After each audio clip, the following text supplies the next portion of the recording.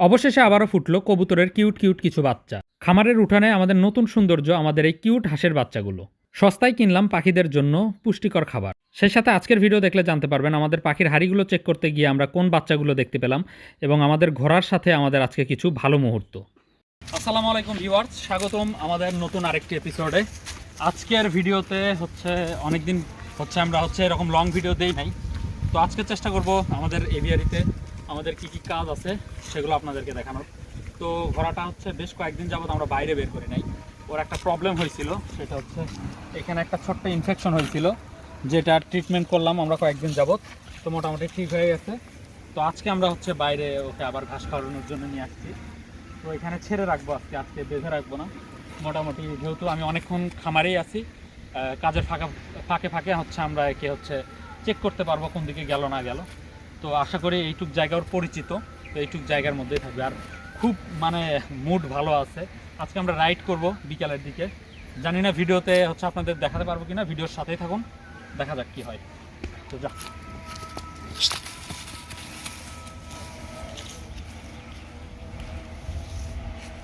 এভিয়ারিতে ঢুকতে আমাদের প্রথমেই চোখ পড়লো আমাদের কবুতরগুলো না খেয়ে আছে। তো কবুতরগুলোকে একটু খাবার দিয়ে দিলাম। সবগুলো কবুতর তো একদম পাগলের মতো খাওয়া দাওয়া শুরু করে দিয়েছে। বাট কবুতরের কিন্তু একটা আপডেট আছে। আমরা কিন্তু এই জায়গাতে কবুতরগুলোকে ঠিকভাবে ডিম বাচ্চা করার জন্য যে পরিবেশটা তৈরি করে দেওয়ার, সেটা তৈরি করে দিতে পারি নাই। এরপরেও যেটা হয়েছে সেটা আমাদের কবুতর কিন্তু বাচ্চা ফুটাইছে। দেখেন, এর আগে ডিম পারছিল, আমরা দেখিয়েছিলাম আপনাদেরকে। তো এখানে এক জায়গায় দুইটা বাচ্চা ফুটাইছে, আর এক জায়গায় একটা বাচ্চা ফুটাইছে। তো এইভাবে একটা খাঁচার ভিতরে কবুতরগুলো রেখে দেওয়ার পরেও যেভাবে বাচ্চা ফুটাবে সেটা ভাবি নাই। তবে আমাদের খামারের উঠানে কিন্তু আরেকটা নতুন সৌন্দর্য, এই কিউট হাঁসের বাচ্চাগুলা। তো এখানে দেখতে পাচ্ছেন 3টা বাচ্চা, আমাদের মোট এখানে 4টা বাচ্চা হয়েছিল আমাদের যে হোয়াইট মাস্কভি ডাকগুলো আছে ওগুলার। তো যাই হোক, এর ভিতরে একটা হাঁস মেল, যেটা সামনে বারবার করে হা করতেছে। দেখেন, এখন থেকেই বোঝা যাচ্ছে এই হাঁসটা মেল হাঁস, আর দুইটা কিন্তু ফিমেল হাঁস। তো যাই হোক, এই মিলে 3টা বাচ্চা এখন আছে। তো আমাদের এভিয়ারিতে কাজ করতে করতে কাজের ফাঁকে একটা জিনিস মাথায় আসলো, সেটা আমাদের পাখিদের সবজি দিতে হবে। আর আমাদের বাগানে এখন সবজি নাই, তো আমরা যাচ্ছি এখন সবজি আনতে। আর সবজির বাজারে ঢুকতে দেখেন অনেকগুলো সবজি আছে এখানে। বাট এর মধ্য থেকে আমরা চেষ্টা করি সবসময় যে খাবারটা, যে সবজিটা পাখিদের জন্য অনেক বেশি উপকারী এবং আমাদের বাজেট ফ্রেন্ডলি, সেটা লাভবার্ড পাখির বা অন্যান্য পাখির খাবার দাবারের দাম নিয়ে তো সবাই আসলে চিন্তিত, যার ফলে নাকি পাখিতে প্রফিট করা সম্ভব হয় না। তো আমাদের মতো যদি এই রকম ন্যাচারাল খাবারগুলো দিয়ে আপনারা পাখি পালন করতে পারেন, তাহলে পাখি পালনের যে প্রফিট হবে না, এই কথাটা আপনারা কখনোই বলতে পারবেন না। তো যাই হোক, সবজিগুলো সংগ্রহ করে আমরা চলে আসলাম আবারও খামারে। আর এখানে আমাদের এই গাজরগুলো কিন্তু সবচেয়ে বেশি পছন্দ করে আমাদের র্যাবিটগুলা এবং আমাদের ঘোড়াটা। তো র্যাবিটগুলোকে আমরা এক পিস করে গাজর দিয়ে দিলাম। আপনারা জানেন এখন গাজরের দাম অনেক কম চলতেছে। সিজনাল টাইমে এই সবজিগুলা অনেক সময় দেখা যায় যে বেশি দাম থাকে, তখন আমরা দেই না। বাট যখন দামটা সাধ্যের মধ্যে চলে আসে, আমাদের পাখিদেরকে খাওয়ানোর উপযোগী হয়, তখন আমরা অবশ্যই সবসময় দেওয়ার ট্রাই করি। এরপরেও কিন্তু চেষ্টা করি পাখিদের ভালো রাখার স্বার্থে সবসময় সর্বোচ্চটাই করার।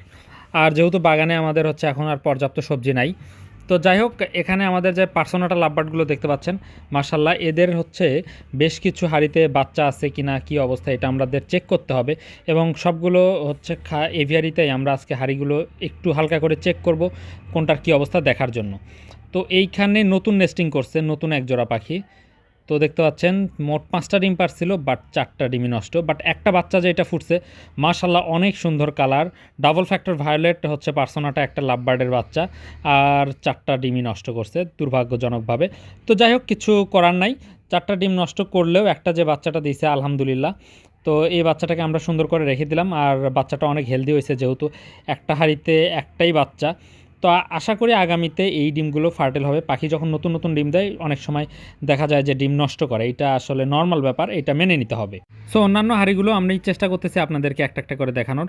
তো হাঁড়িগুলোতে যদি নেস্টিং থাকে, তাহলে চেষ্টা করতে হয় যে ওই হাঁড়িতে কিছু আছে কিনা সেটা দেখার, কারণ ওই হাঁড়িতে কিছু থাকার সম্ভাবনা থাকে। এখানে 5টা ডিম দেখতে পাচ্ছি, 5টা ডিমই ফার্টেল। তো এই পাখিগুলো অবশ্যই আমাদের পুরাতন পাখি, নতুন কোনো পাখি না। নতুন পাখি অনেক সময় ডিম নষ্ট করে, এটা একদম স্বাভাবিকভাবে নিতে হবে, কারণ নতুন পাখি ডিমে তা দেওয়ার ব্যাপারটা এবং ম্যাটিং করার ব্যাপারটা এবং সেই সাথে নেস্টিংয়ের বিভিন্ন বিষয় হচ্ছে বাচ্চার টেক কেয়ারের বিষয়, এগুলো কিন্তু নতুন পাখি বুঝে না, যার ফলে কিন্তু নতুন পাখি অনেক সময় হচ্ছে ডিম নষ্ট করে। তো আমরা চেষ্টা করতেছি একটা একটা করে হাঁড়ি দেখার, আর আমরা জানি মোটামুটি কোন হাঁড়িতে কী আছে না আছে। তো সব মিলে আস্তে আস্তে আমরা সবগুলো চেক করার ট্রাই করতেছি। আর চেক করতে করতেই দেখা গেল একটা হাঁড়িতে ঠিক হাঁড়ির ওপরে একটা পাখি ডিম পেড়ে বসে আছে, ডিমের খোসাটাও অনেক পাতলা। তো এই ধরনের বিষয় কিন্তু অবশ্যই লক্ষ্য রাখতে হবে, এবং এই ধরনের বিষয়গুলো যদি দেখা দেয় এভিয়ারিতে, তাহলে কোন বিষয়গুলোর দিকে নজর দিলে এই সমস্যাগুলো ঘটবে না সেই বিষয়েও কিন্তু আপনাদের জানতে হবে। তো সেইটা নিয়েও আজকে আলোচনা করব, ভিডিওটি দেখতে থাকুন। আর এখানে ডিমটা আমরা আস্তে হচ্ছে ভিতরে রেখে দিয়েছি, আর তারপরে আমরা আবারও নতুন করে অন্যান্য হাঁড়িগুলো দেখার চেষ্টা করতেছি কোন হাঁড়িতে পাখির কী অবস্থা। তো মূলত আমরা সবগুলো হাঁড়ি চেক করব না, যে হাঁড়িগুলোতে বাচ্চা এবং ডিম থাকার সম্ভাবনা আছে চেক করা দরকার সেই হাঁড়িগুলো চেক করব। এখানে দেখতে পাচ্ছেন একটা পার্সোনাটা লাভবার্ড হচ্ছে 2টা ডিম নিয়ে বসেছিল। তো আমরা হাত দেওয়াতেই পাখিটা বের হয়ে চলে গেল। তো চেষ্টা করতেছি একটা একটা করে হচ্ছে হাঁড়ি দেখার, আমি নিজেও চেক করতেছি, আপনাদেরকেও দেখানোর চেষ্টা করতেছি। তো সবগুলো হাঁড়ি একদম পুরো এভিয়ারির, যেহেতু আমরা আজকে ইচ্ছা আছে সবগুলো হাঁড়ি চেক করার, তো সবগুলো হয়তো এভাবে দেখাতে পারবো না। এখানে হচ্ছে 3টা ডিম এবং একটা বাচ্চা আছে, আরও ডিমগুলো ইনশাল্লাহ ফুটবে আশা করি। তো যাই হোক, একটা একটা করে হাঁড়ি আমি হচ্ছে চেক করতেছি এবং আপনাদেরকে দেখানোর চেষ্টা করতেছি, এবং এ থেকে আমরা কি বুঝতে পারি সেটাও আপনাদেরকে বোঝানোর ট্রাই করব। এখানেও দেখতে পাচ্ছেন 3টা ডিম, এবং এই 3টা ডিম মিনিমাম 15 দিন বয়স হয়ে গেছে অলরেডি। ডিমের হচ্ছে কালার দেখলে একটা অনুমান করা যায়। তো যাই হোক, বলাই যায় যে হচ্ছে ডিমটা তুলনামূলকভাবে কম পারছে পাখি, এবং এখানে দেখতে পাচ্ছেন এখানে 5 পিস ডিম। তো পুরো শীত জুড়ে আমাদের পাখিগুলো অনেক বাচ্চা করছে, তো যার ফলে শীতের শেষে এখন যে অতিরিক্ত ডিম বাচ্চা থাকবে এটা আশা করা ঠিক না। তারপরেও বেশ কিছু কারণে আমার মনে হচ্ছে আমাদের পাখিগুলোর ক্যালসিয়াম এবং মিনারেলসের ঘাটতি পড়ছে। এখানে দেখতে পাচ্ছেন এলোমেলোভাবে ডিম পেড়ে রাখছে, একবার নেস্টিং করছে, আবার ডিম পারছে, আবার নেস্টিং করছে। তো এই হাঁড়িটা একদম ক্লিয়ার করে দিতে হবে যাতে পাখি নতুন করে ডিম পাড়ার সুযোগ পায়। সো ওভারঅল ডিমগুলো চেক করার পর আমাদের বাজার থেকে আনা গাজরগুলো এখানে আমরা হচ্ছে 4 পিস দিয়ে দিলাম। পাখি অনুযায়ী কম বেশি আমরা দিয়ে থাকি। এটা হচ্ছে আমাদের ইয়েলো ফিশার লাভবার্ডের কলোনি। দেখতে পাচ্ছেন এই কলোনিতে অবশ্যই গাজরের পরিমাণ একটু বাড়িয়ে দিতে হবে, কারণ যেহেতু এই কলোনিতে পাখি বেশি আছে। এছাড়াও এই কলোনিতেও কিন্তু আমাদের হচ্ছে হাঁড়িগুলো চেক করতে হবে আজকে। তো দেখতে পাচ্ছেন পাখি অনুযায়ী অবশ্যই হচ্ছে গাজরের পরিমাণ বা যে কোনো খাবার, সফট ফুড বলেন, এগ ফুড বলেন বা সিড মিক্স, সব কিছুই আমাদেরকে কিন্তু পাখি অনুযায়ী বাড়িয়ে দিতে হয়। এইটা একটা কমন ব্যাপার। তো যার ফলে দেখা যায় যে আমরা কোনো কোনো কলোনিতে বেশি দেই, কোনো কোনো কলোনিতে কম খাবার দেই। তো এখানেও আমাদের সবগুলো হাঁড়ি আস্তে আস্তে চেক করতে হবে। সবগুলো হাঁড়ি যেহেতু চেক করতে অনেক সময় লেগে যাবে, ভিডিওটা অনেক বড় হয়ে যাবে, যার ফলে আমি সবগুলো হাঁড়ি আপনাদেরকে দেখাচ্ছি না। তবে ওভারঅল আমরা রেজাল্ট কী পাই সেটা আপনাদেরকে বলার চেষ্টা করব। দেন আশা করি অন্য কোনো দিন আমরা হচ্ছে এই কলোনিটাতে কী অবস্থায় আছে সেটা নিয়ে আলাদা করে ভিডিও করার চেষ্টা করব। তো ইয়েলো ফিশার লাভবার্ডের কলোনি থেকে বের হয়ে আমরা এখন আছি আমাদের ব্লু ফিশার লাভবার্ডের কলোনিতে। এই কলোনিতে আমরা গত 2 দিন আগেই হাঁড়ি চেক করছি, আজকে আর চেক করার প্রয়োজন নাই। তো এই কলোনিতে যেহেতু পাখির পরিমাণ কম আছে, গাজরের পরিমাণ বা সফট ফুডের পরিমাণও কিন্তু কম হবে। আর এটা হচ্ছে আমাদের নন ফিশার লাভবার্ডের কলোনি। নন ফিশার লাভবার্ড মূলত সবজি একটু তুলনামূলকভাবে কম খায়, আমি এটা লক্ষ্য করে দেখেছি। বিশেষ করে গাজর বা অন্যান্য শাক তুলনামূলকভাবে আমি দেখেছি ফিশার লাভবার্ডের তুলনায় কম খায়। তো সেই অনুযায়ী এদেরকে একটু কম দিয়ে দিতে হলো। আর এই কলোনিতে যেহেতু আমাদের অনেকগুলো বাচ্চা পাখি আছে, অনেকগুলো টেম সাইজ বেবি আছে, তুলনামূলকভাবে এই কলোনিতে আমাদের হচ্ছে গাজরের পরিমাণটা অনেক বেশি দিতে হবে, যাতে করে পাখি বা হচ্ছে নিজে দ্রুত খেতে পারে এবং বাচ্চাদেরকে খাওয়াতে পারে। তো একটা একটা করে হাঁড়ি আমরা চেক করা শুরু করলাম। তো দেখি কি অবস্থা, কোন হাঁড়িতে কি আছে না আছে একটু করে আমরা হচ্ছে দেখার চেষ্টা করতেছি। তো এটা হচ্ছে আমাদের ফিশার অপালাইন লাভবার্ডের কলোনি, এবং এই কলোনিতে বেশ কিছু অ্যালবিনো লাভবার্ড আছে, লুটিনো লাভবার্ড আছে। মূলত অনেক কিছু কম্বাইন্ড করে আমরা হচ্ছে এই কলোনিতে পাখিগুলো ছাড়ছি। তো এই হাঁড়িতে একটু প্রবলেম দেখা যাচ্ছে যে ডিমগুলো যেগুলো ছিল ওগুলো হচ্ছে মেখে গেছে একদম কোনোভাবে, এবং পাখির একদম হচ্ছে ভেন্ট এরিয়াতে পুপস লেগে আছে। তো বাচ্চা দুইটাকে চেক করা প্রয়োজন। তো অবশ্যই এই ধরনের সিচুয়েশনে অবশ্যই বাচ্চাগুলোকে চেক করে দেখতে হবে ঠিকঠাক আছে কি না। তো আমি চেক করে দেখেছি বাচ্চাগুলো মোটামুটি ঠিকঠাকই আছে, ওইভাবেই ওখানে রেখে দেওয়া যাবে, তো কোনো প্রবলেম নাই। বাদবাকিগুলোর ডিমগুলো ফুটবে কি না এটার সিওরিটি নাই, তবে তুলনামূলকভাবে আমি বলতে পারি যে কম বাচ্চা ফুটছে এখানেও।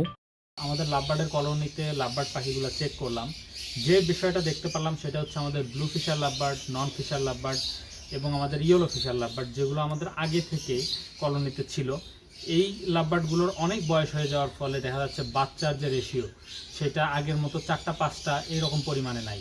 তো যার ফলে আমরা হচ্ছে টোটাল এই লাভবার্ডগুলোকে হচ্ছে আমরা রেস্টে রাখবো, খুব দ্রুত হাঁড়িগুলো সরিয়ে রাখবো। হাঁড়িয়ে সরিয়ে রাখার ক্ষেত্রে ডিমগুলো কী করব, বাচ্চাগুলোর কী করব, এই বিষয় নিয়ে হচ্ছে সামনের দিন আমরা ডিটেলসে যখন কাজ করব তখন আপনাদেরকে ভিডিও দেওয়ার চেষ্টা করব।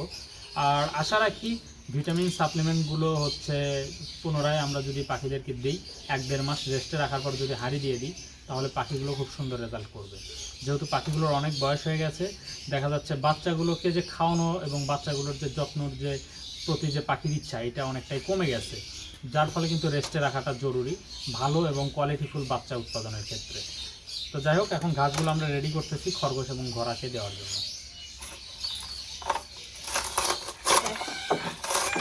শক্ত ঘাসের ডাঁটাগুলো ছোট ছোট করে কেটে দিলে ঘোড়াটা খুব ভালোভাবে খেতে পারে।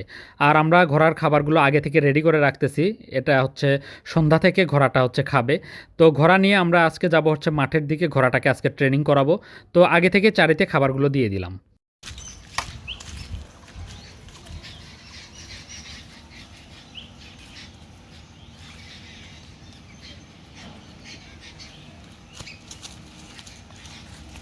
তো ভিডিও শুরুতে যেমনটা বলেছিলাম, আজকে আমরা চেষ্টা করব হচ্ছে আমাদের ঘোড়াটাকে একটু নিয়ে বাইরে যাওয়ার, মাঠে যাওয়ার, একটু রাইড করার।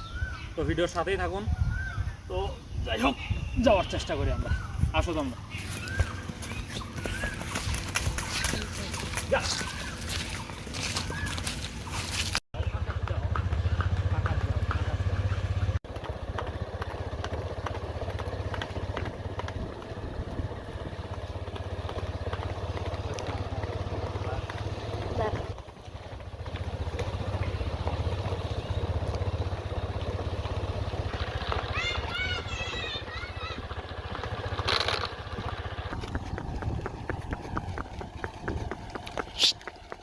পুরো 10 থেকে 15 দিন পর আজকে হচ্ছে আমরা হচ্ছে ওকে বের করছি একটু রাইড করার জন্য।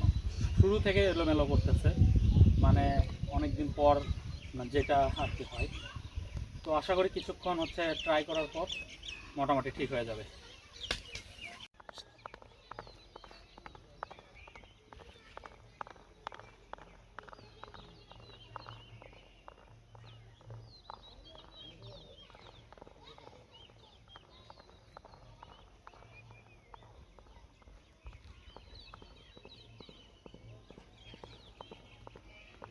তো মোটামুটি অনেকক্ষণ হচ্ছে রাইড করার পর ও একদম ঘেমে একদম পুরো ভিজে গেছে, যার ফলে আমরা হচ্ছে খামারে আনার পর ওকে হচ্ছে রেস্ট করার জন্য আলাদা টাইম দিছি এবং অবশ্যই ঠান্ডা করে নিচ্ছি ওকে, যেহেতু ওকে আমরা গোসল করাবো। সরাসরি ঘামা অবস্থায় হচ্ছে ওকে আমরা গোসল করাই না, একটু টাইম দিই রেস্ট নেওয়ার। এবং ঘাসগুলো খাচ্ছিল। তো এখন ঘোড়াটাকে হচ্ছে সুন্দর করে গোসল করাই দিব, যেহেতু অনেক ঘেমে গেছে এবং ও যেহেতু সবসময় মাটির ভিতরে গড়াগড়ি করে, যার ফলে ওকে হচ্ছে গোসল করানোটা অনেক জরুরি। আর ঘোড়াটাকে অবশ্যই সবসময় পরিষ্কার পরিচ্ছন্ন রাখতে পারলে সুস্থ থাকবে বলে আমার মনে হয়। তো যাই হোক, একদম ফুললি গোসল করায় দিয়ে ওকে আমরা রাতের খাবারটা এখনই একদম বিকালবেলায় দিয়ে দিব। ও সারা রাত হচ্ছে খাবে। ঘাসগুলো তো ছোট ছোট করে কেটে দেওয়াই আছে, সেখানে বাদ বাকি আমরা যে ওকে হচ্ছে দানাদার খাবারটা দিই একদম পুরোপুরি হচ্ছে পানির সাথে মিক্স করে দিলাম। দেন আজকের খামারের কাজ মোটামুটি এখানেই শেষ। সো খামারের কাজগুলোর মধ্যে সবচাইতে বেশি সময় হচ্ছে আমাদের এটার সাথেই যায়। তো আদার্স আমাদের পাখিগুলোর কী অবস্থা, র্যাবিটগুলোর কী অবস্থা সেটা তো আপনাদের সাথে শেয়ার করলাম। তো অবশ্যই মতামত দিবেন। আর আজকের ভিডিও এই পর্যন্তই, দেখা হবে নতুন কোনো ভিডিওতে। আসসালামু আলাইকুম।